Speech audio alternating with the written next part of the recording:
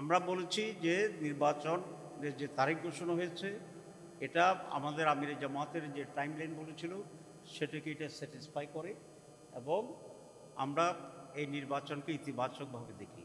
কিন্তু নির্বাচনের আগে আমরা যে কয়েকটি দাবি দিয়েছি এই দাবিগুলো পূরণ হওয়া অপরিহার্য। সুতরাং এখন এখন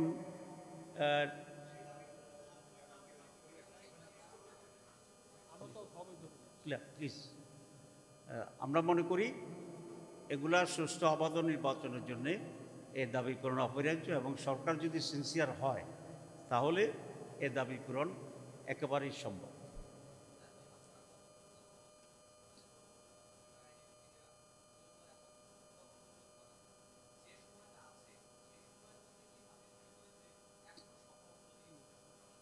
জি, আমরা 3টি অল্টারনেটিভ কথা বলেছি এবং যেগুলো আইন কাভার এর ভিতরে আমরা তো বলেছি এলএফও এই সিস্টেম আছে, আমরা বলেছি যে প্রজ্ঞাপন জারি করে এটা করা সম্ভব, আমরা বলেছি এখানে গণভোটের মাধ্যমে এটা সম্ভব।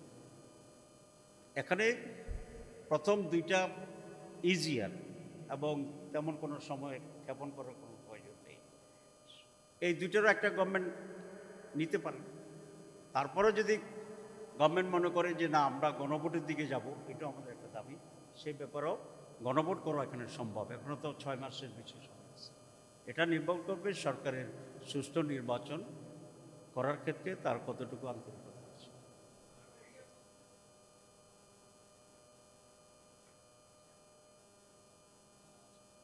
জি, আমরা মনে করি পিআর পদ্ধতিটাই হচ্ছে বাংলাদেশের সুষ্ঠু নির্বাচনের জন্য একটা মাইল ফলক হতে পারে।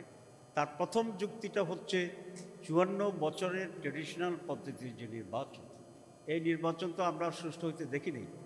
তো সুতরাং ট্র্যাডিশনাল পদ্ধতির নির্বাচন বাংলাদেশের জন্য উপযোগী নয়। 54 বছরের রিগিং, রাতে দখল, দিনে দখল, কেন্দ্র দখল, রেজাল্ট মাঠে একরকম, ঢাকায় সার একরকম হয়, সব কিছু দুইটা করে। সেই জন্য আমরা মনে করছি PR may be the best alternative for experiments, number 1।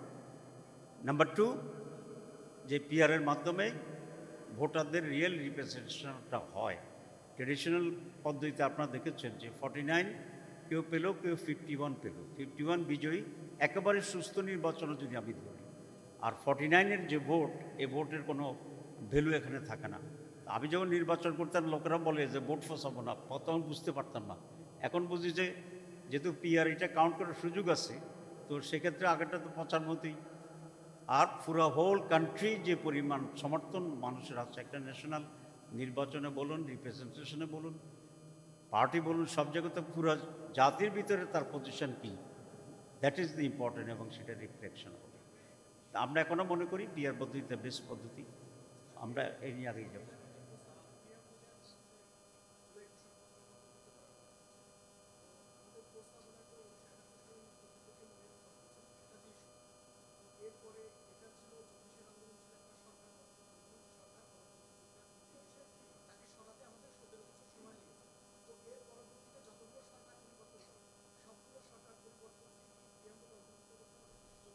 না, সরকার পরিবর্তন আর জুলাইয়ের বিপ্লব ইটস কোয়াইট ডিফারেন্ট। কারণ হচ্ছে 71 সাল যেমন একটা ডিফারেন্ট ইস্যু, জাতির স্বাধীনতার ইস্যু ছিল। 47 সাল যেমন একটা ডিফারেন্ট ছিল, আমাদের জাতিসত্তার বিকাশের যে একটা সুযোগ ছিল। জুলাই এপ্রিলের বিষয়টা কিন্তু প্রায় তার কাছাকাছি, আমি ইকুয়াল বলতে চাই না, কিন্তু এটাও জাতির জন্য অত্যন্ত গুরুত্বপূর্ণ। তো সেই জন্য আমরা এই দাবি করছি। কিন্তু সব সরকার পরিবর্তন হইলে কোনো ঘটনাকে উঠে দিলে সেটা তো একরকম।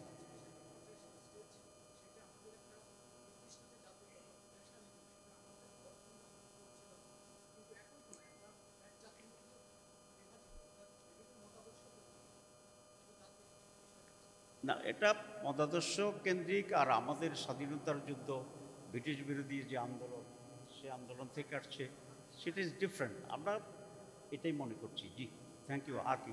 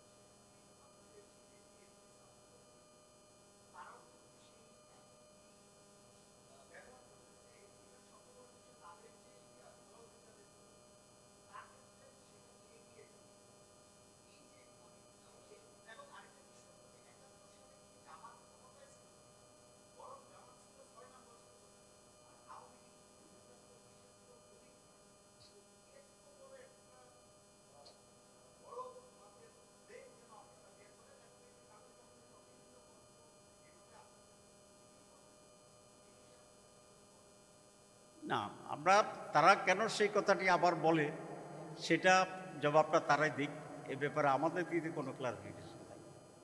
জি,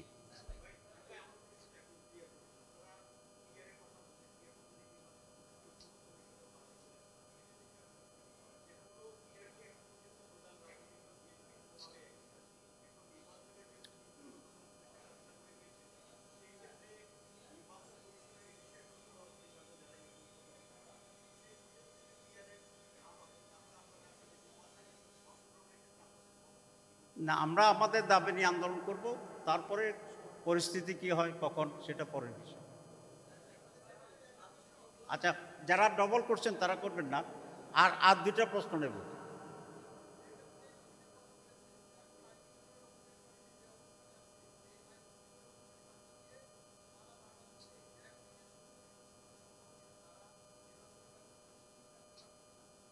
আমরা মনে করি যে আইনশৃঙ্খলা পরিস্থিতি বর্তমানে যেটা বিরাজমান, সেটা মাধ্যমে একটু সুষ্ঠু অবাধ নির্বাচন করা খুবই ডিফিকাল্ট।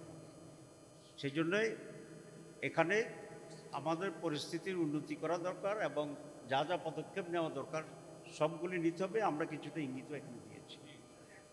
লাস্ট কোশ্চেন, তাহলে আপনি তো করছেন আগে একটা, আচ্ছা, এটা লাস্ট কোশ্চেন। জি,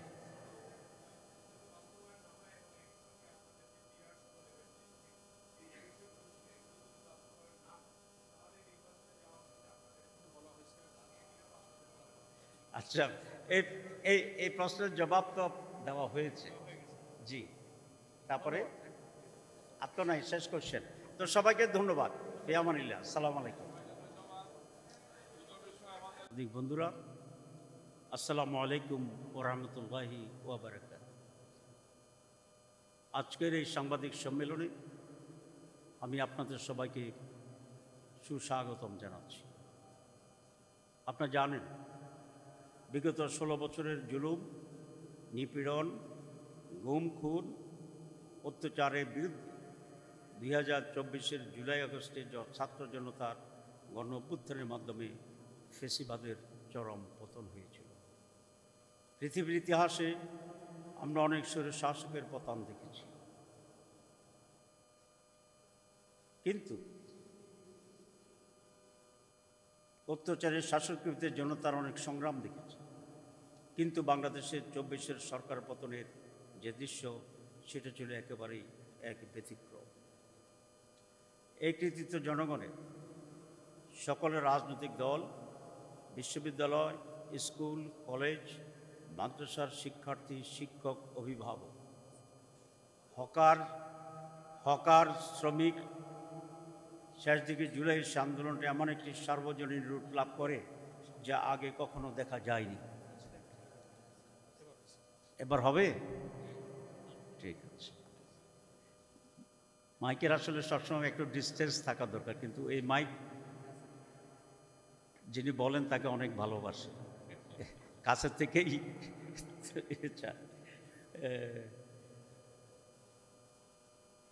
হকার, শ্রমিক, শেষ থেকে জুলাইতে সে আন্দোলনটা এমন একটি সার্বজনীন রূপ লাভ করে যা আগে কখনো দেখা যায়নি। বাংলাদেশে আর যেন ফ্যাসিবাদ ফিরে না আসে, আবার যেন সেই দুঃশাসন ফিরে আসতে না পারে, দেশে একটি ইনসাফপূর্ণ, বৈষম্য দুর্নীতিত সমাজ কায়েম হবে, এই আকাঙ্ক্ষা ছিল সর্বস্তরের জনগণের।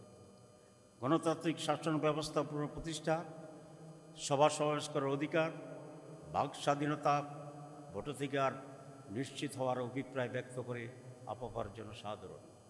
সেই প্রত্যাশাকে সামনে রেখেই জনগণ বর্তমান অন্তর্বর্তী সরকারকে দায়িত্ব দিয়েছিল। জুলাই আন্দোলন সংগ্রামের ঘটনাকে ধারণ করে জুলাই ঘোষণাপত্র ও জুলাই সনদের দাবি ছিল সর্বমহলের।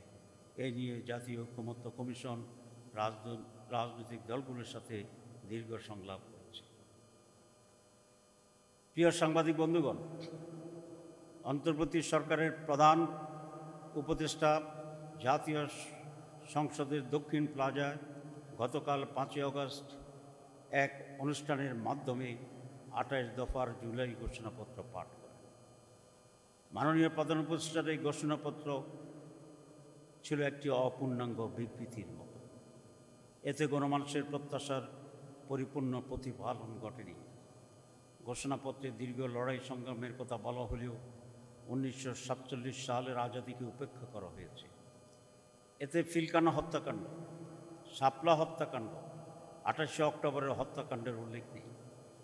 জুলাই গণঅভ্যুত্থানের আলেম ওলামা, মাদ্রাসা শিক্ষক ও ছাত্র, প্রবাসী ও অনলাইন অ্যাক্টিভিস্টদের ভূমিকার কথা উল্লেখ নেই, যা ইতিহাসের প্রতি অবিচার ও অবহেলা ছাড়া আর কিছু নয়। জুলাই অভ্যুত্থানের টার্নিং পয়েন্ট ছিল 9 দফা, যা পরবর্তীতে 1 দফায় রূপান্তরিত হয়েছিল। সেই বিষয়টিও ঘোষণাপত্রে এড়িয়ে যাওয়া হয়েছে। প্রিয় সাংবাদিক বন্ধুগণ, জুলাই গণঅভ্যুত্থানের প্রধান আকাঙ্ক্ষা ছিল রাষ্ট্র সংস্কার। এই জন্য 6টি কমিশন গঠন এবং জাতীয় ঐক্যমত্য কমিশনের সাথে 2 পর্বের 2 মাসের অধিককাল যে কার্যক্রম পরিচালিত হয়েছে এবং 19টি বিষয়ে মৌলিকভাবে ঐক্যমত্যের মাধ্যমে জুলাই সনদ প্রণয়নের সিদ্ধান্ত হয়েছে। অথচ প্রধান উপদেষ্টা কর্তৃক গঠিত জুলাই ঘোষণাপত্রে তার কোনো উল্লেখ নেই। ঘোষণা কখন কিভাবে কার্যকর হবে তা উল্লেখ না করে ঘোষণাকে কিছুটা হলেও গুরুত্বহীন করে ফেলা হয়েছে। পরবর্তী সরকারের হাতে বাস্তবায়নের দায়িত্ব দেওয়ায় হাজার হাজার মানুষের আত্মত্যাগ, রক্তের বিনিময়ে অর্জিত জুলাই চেতনা ও আশাকাঙ্ক্ষা ভুলুণ্ঠিত হয়েছে। বাংলাদেশ জামাত ইসলাম গণ অভ্যুত্থান পরবর্তী সময় থেকে দেশে গণতান্ত্রিক শাসন ব্যবস্থা ফিরিয়ে আনা ও ইনসাফ ভিত্তিক দুর্নীতিমুক্ত সমাজ গঠনের লক্ষ্যে সংস্কার, গণহত্যার বিচার ও সুষ্ঠু নির্বাচনের দাবি জানিয়ে আসছে। সরকারের প্রধান উপদেষ্টাগত নির্বাচনের যে টাইমলাইন ছিল, জামাত শর্ত সাপেক্ষে এটাকে সমর্থন দিয়ে আসছে শুরু থেকে। আপনারা জানেন, আমাদের মাননীয় আমির জামাত অনেক আগ থেকে নির্বাচন সম্পর্কে জামাতের স্ট্যান্ড পরিষ্কার করে বলেছে। বিশেষ করে 16 এপ্রিল 2025 সালে তিনি স্পষ্টভাবে সাংবাদিকদের সামনে ঘোষণা দিয়েছিলেন যে এই নির্বাচন রোজার আগে ফেব্রুয়ারি মাসে হতে পারলেই সবচেয়ে উত্তম হবে। সেই ঘোষণার ধারাবাহিকতা গতকাল প্রধান উপদেষ্টা ফেব্রুয়ারিতে রোজার আগেই নির্বাচন অনুষ্ঠানের ঘোষণা দিয়েছেন। এটাকে আমরা ইতিবাচকভাবে দেখছি।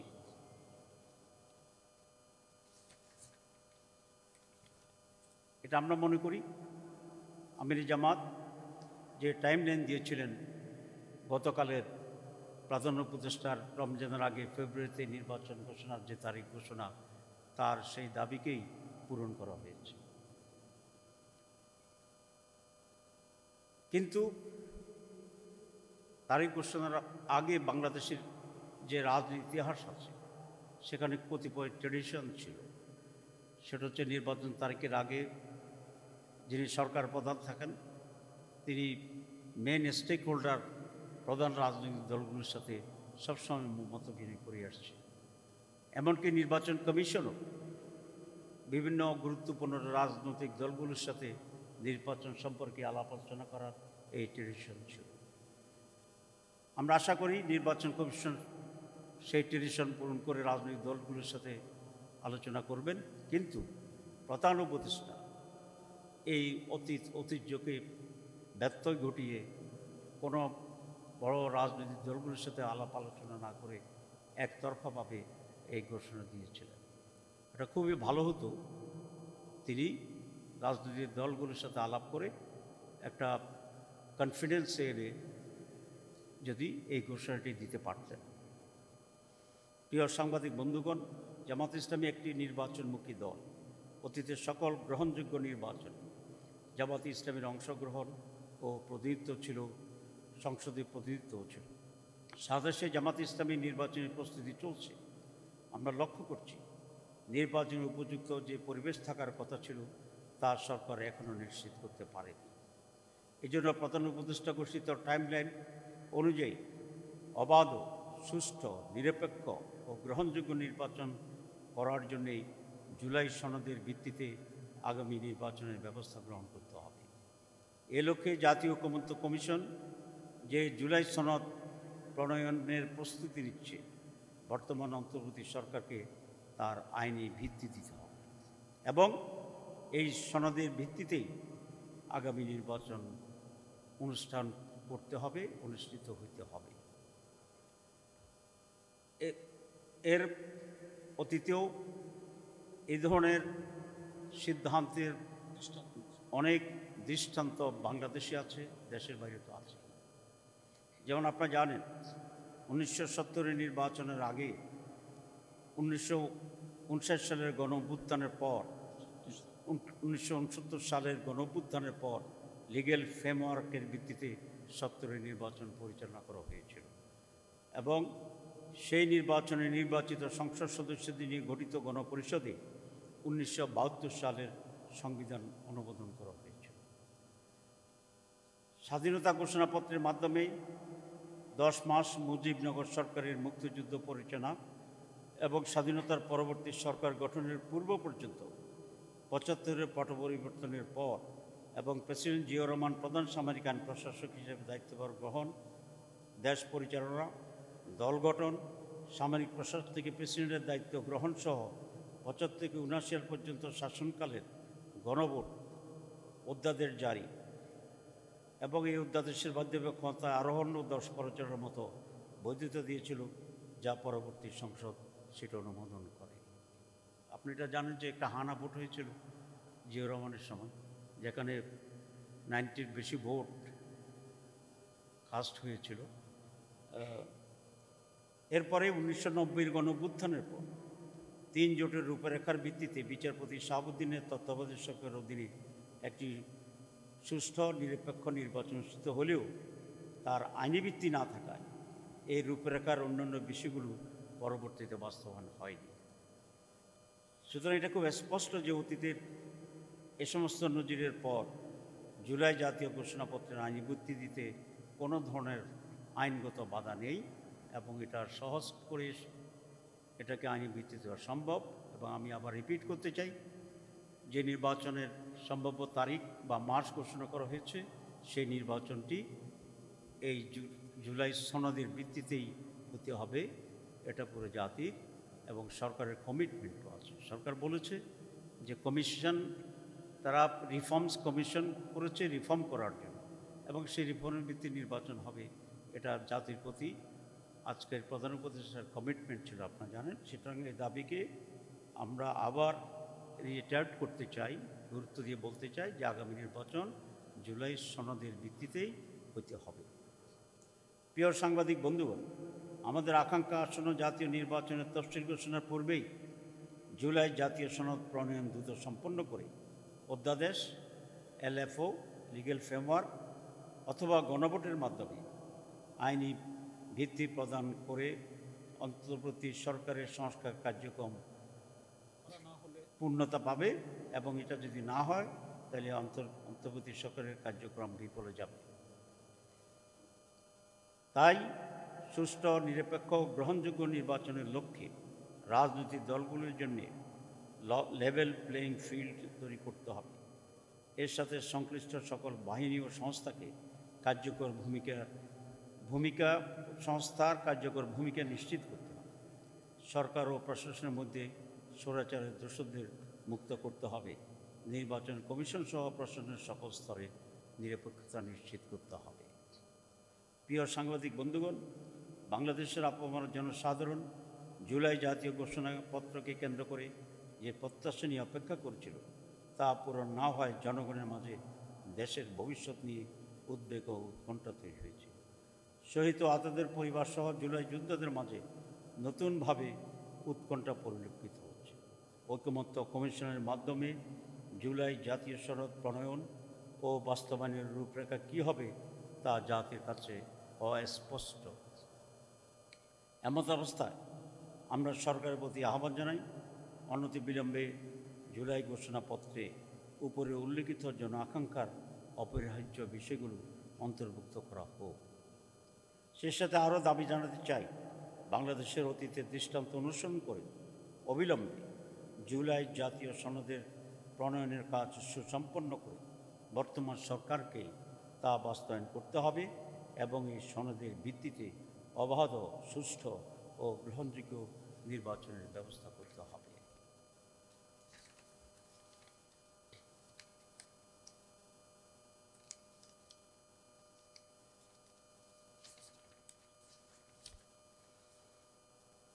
ধৈর্য সহকারে আমার বক্তব্য শোনার জন্যে বাংলাদেশ জামাত ইসলামীর পক্ষ থেকে আপনাদের প্রতি আন্তরিক কৃতজ্ঞতা প্রকাশ করছি। আল্লাহ হাফেজ। বাংলাদেশ জিন্দাবাদ। বাংলাদেশ জামাত ইসলামী জিন্দাবাদ। ফয়জুল্লাহ, কপিগুলো দিয়ে দাও।